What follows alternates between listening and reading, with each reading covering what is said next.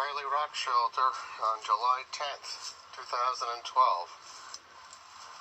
We're back this afternoon to do some exploring on the south end of the shelter. Everything really to date has been on the north end and of course under the shelter itself. Did a couple of test holes here outside of the south end of the shelter. Just want to get this documented. There's the opening. Oh, probably 15 feet from the roof of the rock shelter. And in this section here, I actually did find some flint, a couple of boiling stones. They are that. And three flakes. But as you can see, the ground here is really quite bouldery, big slabs. It couldn't have been much different when they were here. Meadowwood culture. Dug along the rock, found one flake here. Very long. I had high hopes for the edge of this lower rock here. I thought maybe they'd have a hearth along the edge of it, but nothing. One piece of flint right there, and I'm down pretty deep. The material's fairly loose, like it slipped into that area. Maybe somebody threw dirt into that at some point. The intent, if I can do it, is to pull out as much of this rubble as I can and see if there's an occupation zone under those boulders.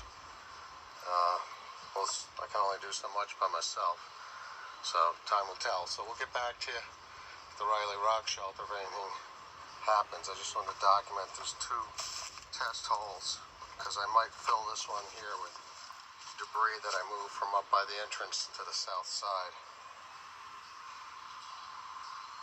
You can see where I am. It's all sloped, big slabs. But down here is a flat spot. You see that black spot in the center of the screen? That's a big rock. On the other side of it's the ATV trail. It's a flat spot in there that runs from behind the rock to the right about 40 feet. That could have something in it.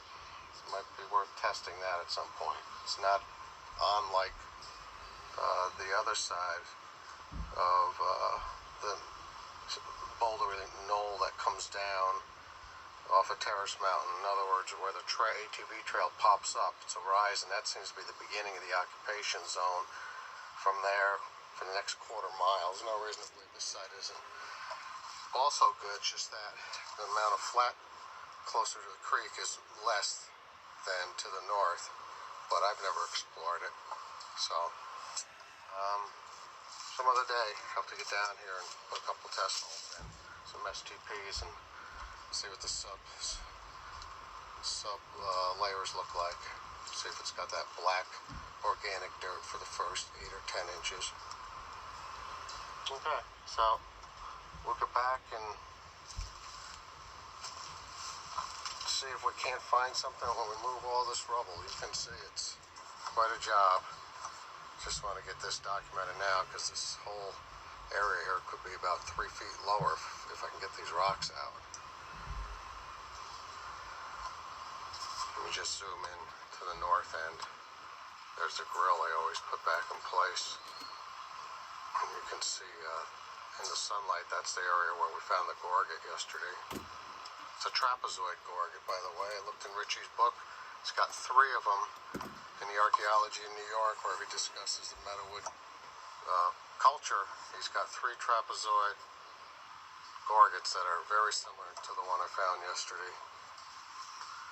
So, makes for some good reading. Okay, we'll get back till we find something.